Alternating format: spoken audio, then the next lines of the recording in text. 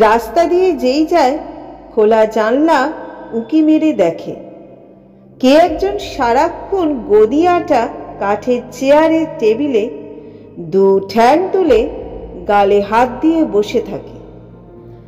চুলগুলো খোঁচা খোঁচা, ভাঙা গাল, দেখতেও চুয়ারি, মাঝখানে সামান্য ভুঁড়ি, যেরকম হয় ভারী ট্যাঁকে।